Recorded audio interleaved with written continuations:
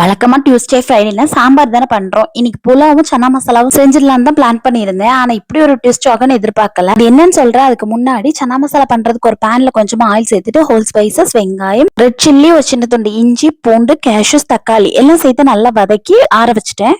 இது ஆற கேப்புக்குள்ள புலாவுக்கு தேவையானது எல்லாத்தையுமே ரெடி பண்ணிடலாம்னு சொல்லிட்டு ஃபர்ஸ்ட் வெஜிடபிள்ஸ் எல்லாம் கட் பண்ணிட்டு இஞ்சி பூண்டு பேஸ்டையுமே அரைச்சு வச்சுட்டேன். இங்கதான் ட்விஸ்ட் ஆயிடுச்சு. வீட்டுல பாஸ்மதி ரைஸ் கொஞ்சம் தான் இருந்திருக்கு. நான் அதை கவனிக்கவே இல்லை. சாப்பாட்டு ரைஸ்ல செஞ்சாலுமே இந்த புலாவ் அந்த அளவுக்கு நல்லா இருக்காது. செய்யணும் கொஞ்சம் நேரம் இருந்து யோசிச்சுட்டு சரி இதுலயே பண்ணிடலாம், பேலன்ஸ்க்கு சைட் பை சைட்ல கொஞ்சமா ரைஸும் வச்சுக்கலாம்னு சொல்லிட்டு புலாவுக்கு போட்டு விட்டுட்டேன். இந்த பக்கம் சன்னா மசாலாக்கு எல்லாம் ஆறுனதும் அதை அரைச்சு எடுத்துட்டேன். இப்போ ஒரு பேன்ல கொஞ்சமா ஆயில் சேர்த்துட்டு சோம்பு, அரைச்சு வச்சிருக்க பேஸ்ட், மல்லித்தூள், உப்பு எல்லாம் சேர்த்து கொதிக்க விட்டுட்டு வேக வச்சிருந்த சன்னாவையும் ஆட் பண்ணிட்டு கொஞ்சத்தை மசிச்சு ஆட் பண்ணிட்டு ஃபைனலா கொஞ்சமா கஸ்தூரி மேத்தியும் தூவி இறக்கிட்டேன். புலாவ் நல்லா தான் இருந்தது. குவான்டிட்டி தான் பத்தாம போச்சு.